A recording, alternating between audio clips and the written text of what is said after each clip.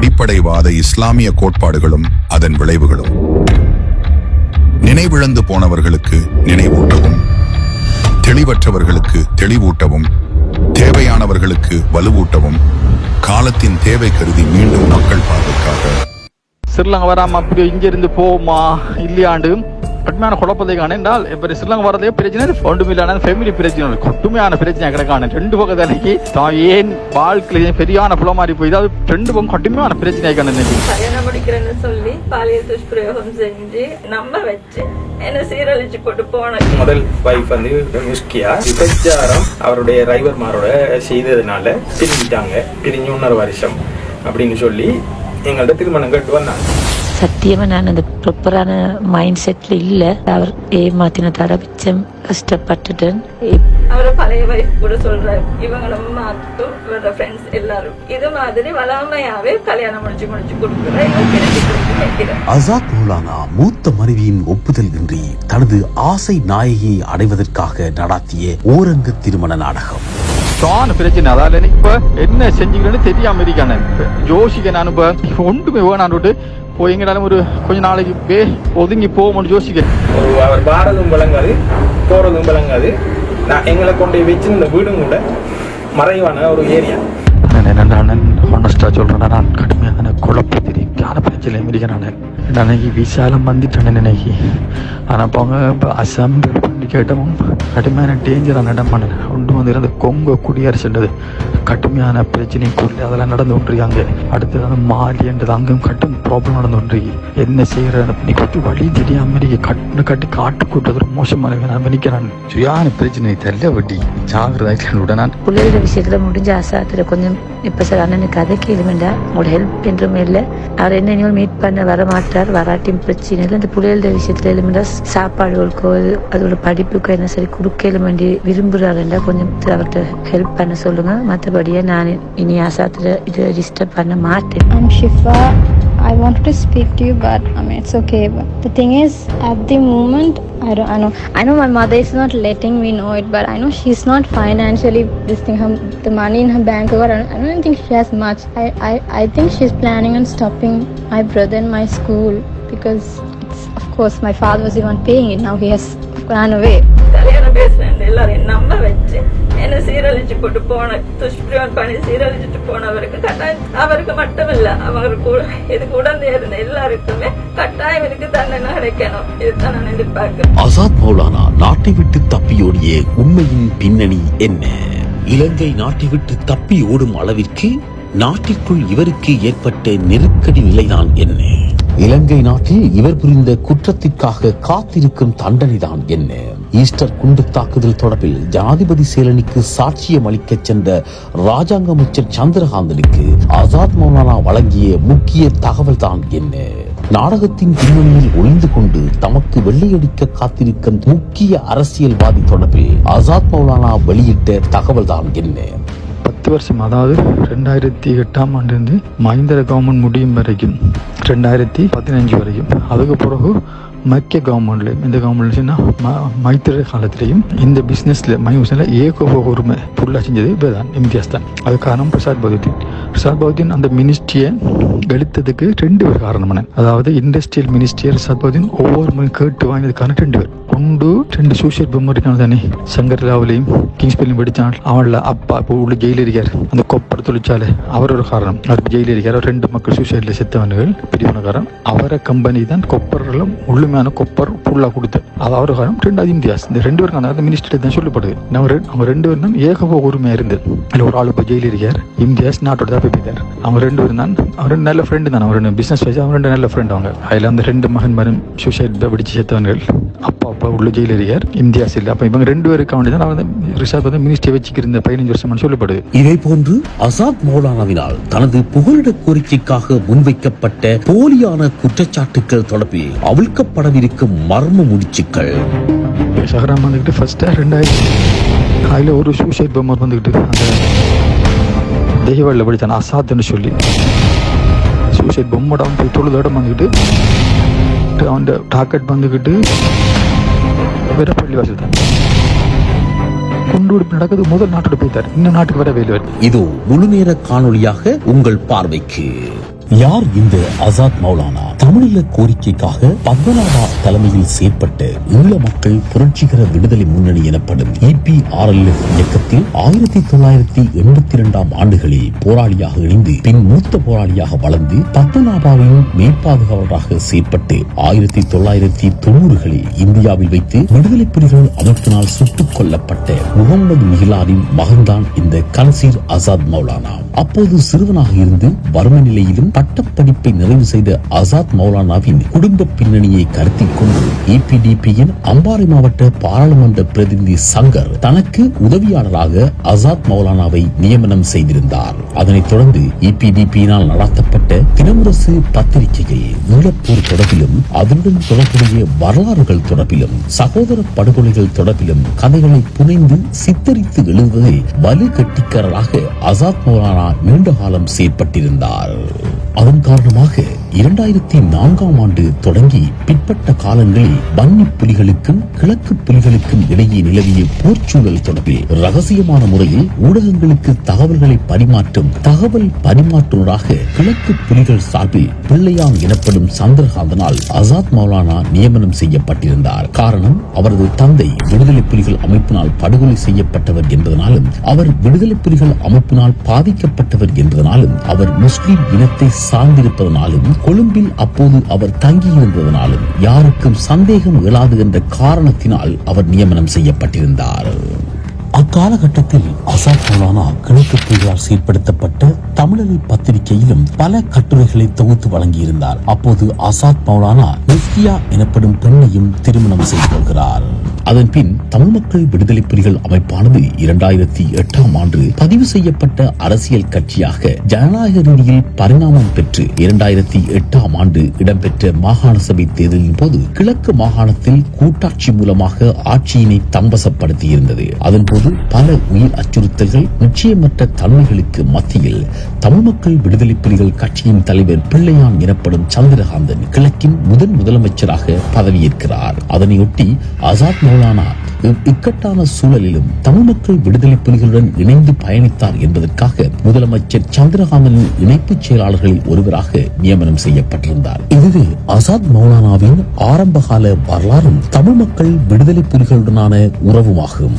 அடுத்து ஆசாத் மௌலானா கடந்த 1.5 வருடங்களுக்கு முன் நாட்டை விட்டு தப்பியோடும் அளவிற்கு செய்த குற்றம்தான் என்ன? சேனல் 4 தொலைக்காட்சிக்கு சித்தரித்து வழங்கிய செவியின் பின்புலம்தான் என்ன? திருமணமாகி 2 பிள்ளைகளின் தந்தையான ஆசாத் மௌலானா தனது முதல் மனைவி இருக்கத்தக்கதாக சாய்ந்தமருதை சேர்ந்த அப்பாவி பெண் ஒருவரை ஏமாற்றி போலியான ஆவணங்களை தயாரித்து திருமணம் எனும் போர்வையில் ஓரங்க நாடகத்தை அரங்கேற்றி குறித்த பெண்ணை பாலியல் வன்கொடுமை செய்தமை தொடர்பில் பாதிக்கப்பட்ட பெண் 30/1/2022 அன்று CIV 153 கீழ் 263 எனும் முறைப்பாட்டு இலக்கத்தின் வாயிலாக சாய்ந்தமருது போலீஸ் நிலையத்திலும் அம்பாறை மாவட்ட விசேட குற்றப்புலனாய்வு பிரிவிலும் மேற்கொண்ட சட்டப்படி திருமணம் முடிப்பதாக நம்பிக்கையூட்டி வஞ்சகமான முறையில் சட்டவிரோத திருமணம் செய்து பாலியல் மோசடி செய்தது எனும் முறைப்பாட்டின் அடிப்படையில் கல்முனை நீதவான் நீதிமன்றில் வழக்கு விசாரணைகள் முன்னெடுக்கப்பட்டு வருகின்றது. ஆசாத் மௌலானா தொடர்பில் குறித்த போலியான அரசு ஆவணங்களை தயாரித்தமை மற்றும் பாலியல் வன்கொடுமை செய்தமை போன்ற குற்றச்சாட்டுகள் ஊர்ஜிதப்படுத்தப்படும் பட்சத்தில் 10 வருடங்களுக்கு குறையாதது 20 வருடங்களுக்கு மேற்படாததுமான கடூழிய சிறை தண்டனைக்குள்ளாக நேரிடும் என்பதனை புனைக்கதை மன்னன் ஆசாத் மௌலானா முன்கூட்டியே உணர்ந்திருந்தார். மேலும் குறித்த விடயம் தொடர்பில் மூத்த மனைவியின் உறவினர்களுடன் ஏற்பட்ட வாக்குவாதம் தொடர்ந்து கைகலப்பில் முடிந்ததால் இலங்கை நாட்டில் இருந்தால் தனது சுய தனக்கும் ஆபத்து என்பதனை நன்குணர்ந்து இந்திய நாட்டுக்கு தப்பிச் சென்றது முதல் சுவிஸ் நாட்டில் தஞ்சம் புகும் வரை ராஜாங்க அமைச்சர் சந்திரகாந்தனுடன் அப்போது தனக்கு ஏற்பட்ட உண்மையான நெருக்கடி நிலை தொடர்பிலும் தனது மனக்கூறல்கள் தொடர்பிலும் வளமை போன்று எந்த சலனமுமின்றி சாதாரணமான தொடர்பாடலையே பேணி வந்தார். ஸ்ரீலங்கா வராம அப்படி இங்க இருந்து போமா இல்லையாண்டு கடுமையான குழப்பத்தை காண என்றால் இப்ப ஸ்ரீலங்கா வரதே பிரச்சனை ஒன்றுமில்லான ஃபேமிலி பிரச்சனை கடுமையான பிரச்சனை கிடைக்கான 2 பக்கத்தலைக்கு ஏன் வாழ்க்கையில பெரியான புல மாதிரி போய் அது 2 பக்கம் கடுமையான பிரச்சனை கல்யாணம் முடிக்கிறேன்னு சொல்லி பாலியல் துஷ்பிரயோகம் செஞ்சு நம்ப வச்சு என்ன சீரழிச்சு போட்டு போன முதல் வைஃப் வந்து முஸ்கியா விபச்சாரம் அவருடைய டிரைவர்மாரோட செய்ததுனால பிரிஞ்சிட்டாங்க. பிரிஞ்சு 1.5 வருஷம் அப்படின்னு சொல்லி எங்கள்கிட்ட திருமணம் கட்டு வந்தாங்க. சத்தியமா நான் அந்த ப்ராப்பரான மைண்ட் செட்ல இல்ல. அவர் ஏமாத்தினதால மிச்சம் கஷ்டப்பட்டுட்டேன். அவரை பழைய வயசு கூட சொல்றாரு, இவங்களும் மாத்தும் இவரோட ஃப்ரெண்ட்ஸ் எல்லாரும் இது மாதிரி வளமையாவே கல்யாணம் முடிச்சு கொடுக்குற வைக்கிறேன். அசாத் மௌலானா மூத்த மனைவியின் ஒப்புதல் இன்றி தனது ஆசை நாயகியை அடைவதற்காக நடாத்திய ஓரங்க திருமண நாடகம். பிரச்சனை அதாவது எனக்கு இப்ப என்ன செஞ்சுக்கிறேன்னு தெரியாம இருக்கானே. ஜோசிக்க நான் இப்ப ஒன்றுமே வேணான்னு போய் எங்கனாலும் ஒரு கொஞ்ச நாளைக்கு ஒதுங்கி போவோம்னு யோசிக்கிறேன். அவர் பாரதும் விளங்காது, போறதும் விளங்காது. நான் எங்களை கொண்டு வச்சு இந்த வீடும் கூட மறைவான ஒரு ஏரியா. நான் ஹானஸ்டா சொல்றேன், நான் கடுமையான குழப்பத்திரிக்கான பிரச்சனை இருக்கிறேன். நினைக்கி விசாலம் வந்துட்டேன் நினைக்கி. ஆனால் இப்போ அவங்க அசாம் கேட்டவும் கடுமையான டேஞ்சரான இடமான ஒன்று வந்து அந்த கொங்கு குடியரசுன்றது கடுமையான பிரச்சனைக்குள்ளே அதெல்லாம் நடந்து கொண்டிருக்காங்க. அடுத்தது அந்த மாலின்றது அங்கேயும் கட்டும் ப்ராப்ளம் நடந்து கொண்டிருக்கு. என்ன செய்யறது நீ கொஞ்சம் வழி தெரியாம கட்டி காட்டு கூட்டது மோசமான நான் நினைக்கிறான். சரியான பிரச்சனை தெரியல வட்டி ஜாகிரதை நான் பிள்ளைகளோட விஷயத்துல முடிஞ்ச ஆசாத்துல கொஞ்சம் இப்ப சார் அண்ணனுக்கு கதை கேளுமெண்டா உங்களோட ஹெல்ப் என்றுமே இல்லை. அவர் என்ன மீட் பண்ண வர மாட்டார், வராட்டியும் பிரச்சனை இல்லை. இந்த பிள்ளைகளோட விஷயத்துல எழுமெண்டா சாப்பாடுகளுக்கோ அதோட படிப்புக்கோ என்ன சரி கொடுக்கலும் வேண்டி விரும்புறாருண்டா கொஞ்சம் அவர்கிட்ட ஹெல்ப் பண்ண சொல்லுங்க. மற்றபடியே நான் இனி ஆசாத்துல இது டிஸ்டர்ப் பண்ண மாட்டேன். I'm Shifa. I wanted to speak to you, but it's okay. But the thing is, at the moment, I know my mother is not letting me know it, but I know she's not financially the money in her bank. Or I don't think she has much. I think she's planning on stopping my brother in my school because of course my father was the one paying it. Now he has run away. கல்யாணம் பேசுறேன் எல்லாரும் நம்ப வச்சு என்ன சீரழிச்சு போட்டு போன துஷ்பிரயோகம் பண்ணி சீரழிச்சுட்டு போனவருக்கு கட்டாயம் அவருக்கு மட்டும் இல்ல அவருக்கு இது கூட இருந்த எல்லாருக்குமே கட்டாயம் இதுக்கு தண்டனை கிடைக்கணும். இதுதான் நான் எதிர்பார்க்கிறேன். பின்னர் தனது புகலிட கோரிக்கைக்காக சுவிஸ் அரசிடம் முன்வைக்கப்பட்ட சாதாரண புகலிட கோரிக்கை நிராகரிக்கப்படவே மிகவும் வலுவான ஒரு காரணத்தினை ஆதாரமாக முன்வைக்க வேண்டிய நிர்பந்தத்திற்கு அசாத் மௌலானா தள்ளப்படுகின்றார். அதன் அடிப்படையில் தமிழ் மக்கள் விடுதலை புலிகளின் வரலாறு தொடர்பிலும் அதன் முக்கிய உறுப்பினர்கள் தொடர்பிலும் நன்கு அறிந்தவர் என்ற வகையில் தனக்கு இயல்பாகவும் பத்திரிகை துறையிலும் இருந்த வரலாறுகளை புனைந்து திரிவுபடுத்தி எழுதும் ஆற்றலையும் முன்னிறுத்தி மிகவும் நுணுக்கமான முறையில் உயிர்த்த ஞாயிறு குண்டு தாக்குதல் தொடர்பில் தமிழ் மக்கள் விடுதலை புலிகளையும் அதன் தலைவர் சந்திரகாந்தனையும் தொடர்புபடுத்தி சித்தரிக்கப்பட்ட கதையினை முன்னிறுத்தி தனக்கான அரசியல் தஞ்சத்தினை உறுதிப்படுத்திக் கொள்வதோடு தனக்கான சுகபோக வாழ்க்கைக்கான சூழலையும் ஐரோப்பாவில் உருவாக்க எத்தனிக்கின்றார். அதற்கேற்றாற்போல் பேரம் பேசும் நோக்குடன் ஈஸ்டர் குண்டு தாக்குதலில் தனது குடும்பத்தை இழந்த டென்மார்க் நாட்டைச் சேர்ந்த பிரபல தொழிலதிபர் ஆண்டர்சன் கவால் பவால்சனை தொடர்பு கொள்ள முற்பட்டு அம்முயற்சியை தோல்வியுறவி ஆசாத்தின் பேராசையினை வாய்ப்பாக பயன்படுத்திக் கொண்ட இஸ்லாமிய கடும்போக்குவாத வஹாபியவாதிகள் தமக்கு ஆதரவான ஒரு சில அரசியல் தலைமைகளை இணைத்துக் கொண்டு தம்மிதான கரையினை துடைப்பதற்காகவும் குறித்த தாக்குதல் தொடர்பில் இலங்கை நாட்டிற்குள் தடை விதிக்கப்பட்ட இஸ்லாமிய மத நிறுவனங்கள், அமைப்புகள், பல்கலைக்கழகங்கள் போன்றவற்றை தாம் திட்டமிட்டபடி மீண்டும் நடைமுறைப்படுத்துவதற்காகவும் கிழக்கில் தலைமைத்துவம் வளர்ந்துவிடக் கூடாது என்ற வடக்கத்தேய மேலாதிக்க சிந்தனை கொண்ட போலி தேசியவாதிகளூடாக ஆசாத் மௌலானாவை நாடு கடந்த தமிழீழம் என தம்மை அடையாளப்படுத்திக் கொள்ளும் புலி பினாமிகளிடம் சரணாகதியாக செய்து சுவிஸ் நாட்டில் ராஜபோக வாழ்க்கை வாழ்வதற்கு வழி சமைத்து தருவதாக கோரி பேரம் பேசல் ஊடாக சேனல் போ நிறுவனம் வரை கொண்டு சென்று அசாத்தால் தனது புகலிட கோரிக்கைக்காக கட்டவிழ்த்து விடப்பட்ட சித்தரிக்கப்பட்ட கதையினை ஆவணப்படமாக வெளியிட்டிருந்தனர். அசாத் மௌலானாவின் பித்தலாட்டத்தினை உறுதிப்படுத்தும் முன்னுக்கு பின் முரணான உளறல்கள். ஈஸ்டர் குண்டு தாக்குதல் தொடர்பிலான ஜனாதிபதி ஆணைக்குழுவிற்கு சாட்சியம் அளிக்க சென்ற ராஜாங்க அமைச்சர் சந்திரகாந்தனுக்கு அசாத் மௌலானா வழங்கிய தகவல்கள். ஆனால் நீங்கள் அந்த இம்தியாஸை பற்றி கேட்டு மறந்துடாத என்னென்னு அவரை பேர் வந்துக்கிட்டு தம்பி லெப்பம் முகமது இம்தியாஸ் பேர் மன்னிக்கணும். அவர் வந்துட்டு அந்த அவரோட வீல்ஸ் தாங்க தான் மெயின் பிஸ்னஸ், அந்த வாகனம் சொல்லலாம் கொண்டாரு. அதோட அவர் வந்து ரிஷாத் பதீயுதீன் போர்னு கவர்மெண்ட்டுக்குள்ள 2008ஆம் ஆண்டு இந்த ரிஷாத் பதீயுதீன் நாம சிஎம்ஆர் அந்த டைமில் மினிஸ்டர் இருக்கக்குள்ள அவர் அந்த அல்கமின் ஒரு கம்பெனி ஸ்டார்ட் பண்ணுறார் இந்த மைனிங் சம்மந்தமாக. ஸ்ரீலங்காவில் வந்து மைனிங் லைசன், அது எக்ஸ்போர்ட் லைசன் 2 கம்பெனி தான் இருக்குது. ஒன்று வந்துக்கிட்டு LMS, அது கவர்மெண்ட் லங்கா மினரல் சாண்ட், மிக்கது இம்தியாஸாக கம்மி. ஒரு ஒருத்தருக்கும் அதாவது எக்ஸ்போர்ட் லைசன் இல்லை, மைனிங்கை வாங்கி விற்க லைசன் இல்லை. 10 வருஷம், அதாவது 2008ஆம் ஆண்டிலிருந்து மஹிந்திர கவர்மெண்ட் முடியும் வரைக்கும் 2015 வரைக்கும். அதுக்கு பிறகு மக்கிய கவர்மெண்ட்லேயும் இந்த கவர்மெண்ட்னா மைத்திர காலத்திலையும் இந்த பிஸ்னஸில் மைசனில் ஏகோப உரிமை ஃபுல்லாக செஞ்சது இப்போ தான் இம்தியாஸ் தான். அது காரணம் பிரசாத் பகதூதீன் அந்த மினிஸ்ட்ரியை கழித்ததுக்கு 2 பேர் காரணமான. அதாவது இண்டஸ்ட்ரியல் மினிஸ்ட்ரியை பிரசாத் பகதூதீன் ஒவ்வொரு முறை கேட்டு வாங்கினதுக்கான 2 பேர். ஒன்று அந்த 2 சோசியல் கவர்மெண்ட் தானே, சங்கர்லாவிலையும் அடுத்து வந்துக்கிட்டு அந்த இதுலேயும் கிங்ஸ்பேர்லையும் படித்தால் அவள அப்பா இப்போ உள்ள ஜெயிலில் இருக்கார். அந்த கொப்பர் தொழிற்சாலை அவர் ஒரு காரணம், ஒரு பேர் நினைக்கிட்ட ஞாபகம் வருது இல்லை.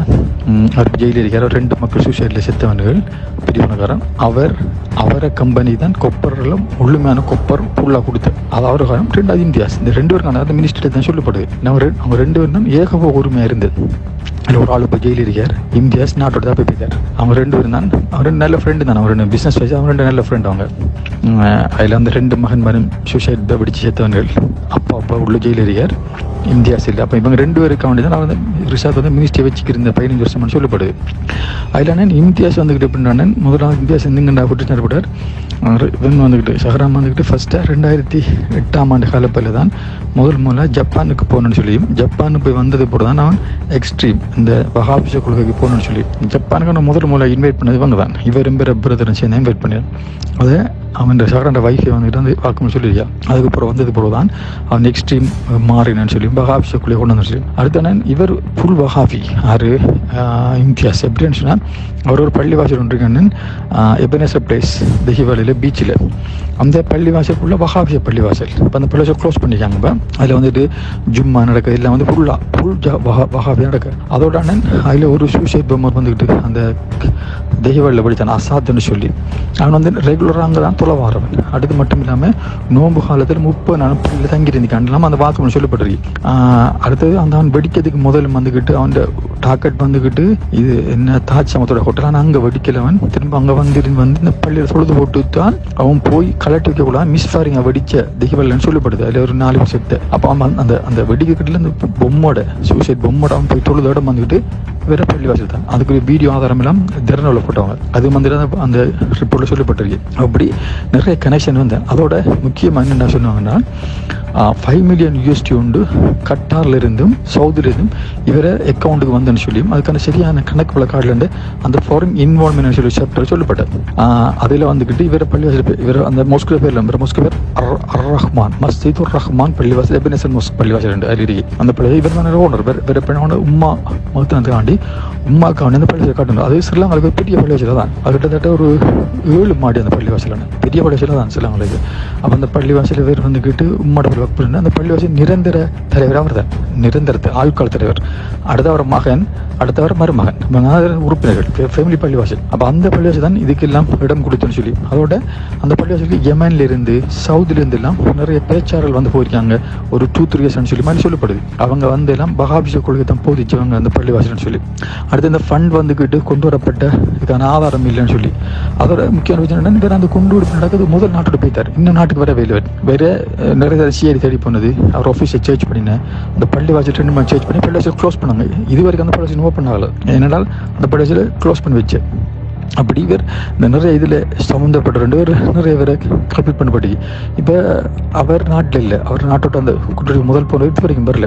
ஆனால் இப்போ அவர் என்ன செய்ய அந்த டெக்னிக்கெல்லாம் அவரை பேர் அதிலேருந்து எடுத்து போட்டு அவர் மகன் பேரையும் எடுத்து போட்டு கம்பெனிலேருந்து சிங்களாக்கில் வேறு போட்டு சேர் அவர் வச்சு கொண்டிருக்கார் மறைமுகமாக. அப்போ இப்போ பார்த்த கம்பெனி டிரெக்டர் அவரை பேர் அடிக்கார். சிங்களாக பேர் அடிக்கும். அந்த எக்கநாயக்கம் வேறு கொஞ்சம் லோகமாக வச்சுக்கிறான். வச்சு அவர் அந்த ஏமாற்றி போட்டு அந்த பின்னுக்கு இந்த சேரை பார்க்குறவர். அதான இஷ்யூ ஒன்று. வேறு ஏதாவது நான் சொல்லுவேன் ஞாபகம் இருந்தது. நோட் பண்ணி ஞாபகம் சொல்றாங்க. பின்னர் தான் சுவிஸ் நாட்டில் அரசியல் தஞ்சம் கோருவதற்காகவும் தனது சுகபோக வாழ்க்கையை மேம்படுத்துவதற்காகவும் சேனல் 4 ஊடகத்திற்கு அளித்த தகவல்கள். I knew the truth. Who is culprit? Who is main organized? Who is old? I want some part. I want to tell truth. This is the innocent people in the churches and the hotels. They kill for the just make a power change.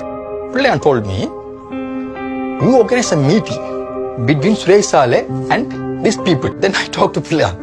Then says, you shut up your mouth. You don't know anything. That's it. ஏன் இந்த குழப்பத்துடன் கூடிய பதற்றம்? தனியொருவர் தனது வாழ்க்கையில் ஏற்படுத்திக் கொண்ட சிக்கல்கள் காரணமாக இந்நாட்டில் வாழ முடியாது என்ற காரணத்தினால் ஒட்டுமொத்த நாட்டின் பாதுகாப்பினையும் கேள்விக்குறியாக்குவதோடு அடிப்படைவாத இஸ்லாமிய பயங்கரவாத அச்சுறுத்தல்களை மீண்டும் மீண்டும் நாட்டுக்குள் உருவாக்கும் சூழலை ஏற்படுத்துவதன் பின்னணிதான் என்ன? இவரை இயக்கும் தீய சக்திகளின் நோக்கம்தான் என்ன? நாங்கள் நஹ்னு அஹ்லுல் குர்ஆன், குர்ஆனுடைய மக்கள், உயிரை கொடுத்து சொர்க்கத்தை வாங்குபவர்கள். இந்த துனியாவுக்காக எங்களுடைய வாழ்க்கை அல்ல. லியஅலாய் கலிமத்தில்லா, அல்லாஹ்வின் வார்த்தை மேலோங்க வேண்டும். தஹ்கீமு ஷர்இல்லா, அல்லாஹ்வுடைய ஷரியா, அல்லாஹ்வுடைய பூமியை ஆள வேண்டும். இதற்காகத்தான் நாங்கள் வந்தோம். சிலாஹ் என்று சொல்லக்கூடிய இந்த ஆயுதத்தை சுமந்ததன் மூலம்தான் நாங்கள் உயர்வை அடைந்தோம். இன்றைய தினம் அல்லாஹ்விற்காக அவனுடைய பாதையில் உயிரை கொடுக்கின்ற ஒரு உன்னதமான இபாதத்திற்காக நாங்கள் எல்லாம் ஒன்று திரண்டிருக்கிறோம். அதுதான் அமலியா அல் இஸ்திஷாதியா, வீர மரண தாக்குதல், தற்கொலை தாக்குதல். எங்களது இந்த தாக்குதலில் கிறிஸ்தவ தேவாலயங்கள் இருக்கிறது. எதற்காக கிறிஸ்தவ தேவாலயங்களை தெரிவு செய்தோம் தெரியுமா? நியூசிலாந்தில் எங்களது மக்கள் தொழுது கொண்டிருக்கின்ற அல்லாஹ்வை வணங்குவதற்காக சென்ற அந்த மக்களை வகை தொகையின்றி கொன்றொழித்தீர்கள். அதற்கு பழிக்குப்படியாக அல்லாஹ்வுடைய ஆலயத்தில் கை வைத்த உங்களுக்கு பாடம் புகட்டுவதற்காக கிறிஸ்தவ தேவாலயங்களை வெடிக்க வைக்க வருகிறோம். இன்ஷா அல்லாஹ் எங்களது முயற்சி வீணாகாது. அல்லாஹ்விற்காகவே நாங்கள் செல்கிறோம், அல்லாஹ்வுடைய தீனுக்காக செல்கிறோம். சகோதரர்களே, முஜாஹிதீன்களே, உங்களுக்கு ஒரு செய்தியை சொல்கிறோம். உறுதியோடு இருங்கள், காவிர்களை விட்டு விடாதீர்கள். காவிர்களை பற்றி அல்லாஹ் சொல்வதை மறந்து விடாதீர்கள். எங்கள் மக்களை கொன்று குவித்து விட்டு இங்கு சுற்றுலா வருகின்ற காவிர்களை விட்டு விடாதீர்கள். இலங்கையில் உள்ள காவிர்கள் இவர்கள் லேசுப்பட்டவர்கள் அல்ல, இவர்கள் அல்லாஹ்வையே ஏசியவர்கள். லஃப்துல் ஜலாலா, கண்ணியமிக்க அல்லாஹ்வுடைய வார்த்தையை பன்றியில் எழுதி ஆர்ப்பாட்டம் செய்தவர்கள். அல்லாஹ்வுடைய மர்மஸ்தானம், அல்லாஹ்வுக்கு மர்மஸ்தானம் இருக்கிறது என்று கேவலமாக பேசியவர்கள். எங்களது நபியை தரக்குறைவாக விமர்சித்தவர்கள், குர்ஆனை எரித்தவர்கள், பள்ளியை உடைத்தவர்கள், அல்லாஹ்வுக்கு இணை கற்பித்து வாழுகின்றவர்கள். இவர்களை குர்ஆனில் அல்லாஹ் சொல்வது போன்று ஃபக்துலுல் முஷ்ரிகீன ஹைது வஜத்துமு, முஷ்ரிக்குகளை கண்ட இடத்தில் நீங்கள் கொல்லுங்கள் என்று அல்லாஹ் சொல்கிறார். முஷ்ரிக்குகளை கண்ட இடத்தில் கொல்லுங்கள். அவர்களை உங்களை நோக்கி வெடிக்க வைக்க நாங்கள் கொண்டு வருகின்ற மருந்து இருக்கிறது, அது எங்கள் கரத்தால் செய்ததுதான். ஒரு காபிருடைய பணம் அதில் இல்லை, ஹராமான காசு அதில் இல்லை. எந்த காபிரும் எங்களுக்கு உதவவில்லை. காபிர் எப்படி எங்களுக்கு முஜாஹிதீன்களாய் எங்களுக்கு காபிர் எப்படி உதவி செய்வான்? நாங்களே மருந்தை செய்து உங்களை நோக்கி கொண்டு வருகிறோம். மறுமையை மாத்திரம் நம்பும் சஹரானும் அவனது சகாக்களும் தாக்குதலின் நோக்கத்தினையும் அதன் பின்னணியினையும் தாங்கள் உயிருக்கு மேலாக நேசிக்கும் திருக்குர்ஆனின் வசனங்களுடன் ஒப்பிட்டு சத்தியம் செய்தும் கூட மேட்டுக்குடி மேலாதிக்க சிந்தனை கொண்ட போலி தேசியவாதிகளும் புலிப்பினாமிகளும் கிழக்கில் தலைமைத்துவம் வளர்ந்துவிடக் கூடாது என்பதற்காகவும் அதற்கு தடையாக இருக்கும் பிள்ளையானை முதலில் இல்லாதொழிக்க வேண்டும் என்ற ஒரே நோக்கோடு ஆசாத்தின் போலியான புகலிட கோரிக்கையினை முன்னிலைப்படுத்தி ஈஸ்டர் குண்டு தாக்குதலை கிழக்கு தமிழருக்கென்று காணப்படும் ஒரே ஒரு தமிழ் கட்சியான தமிழ் மக்கள் விடுதலை புலிகள் கட்சியுடனும் அதன் தலைவர் சந்திரகாந்தனுடனும் தொடர்புபடுத்துவது போலி தேசியவாதிகள் தம் சொந்த இனத்திற்கே செய்யும் வரலாற்று துரோகம் என்பதனை எம் சமூகம் பகுத்து உணரும் நாள் வெகு தொலைவில்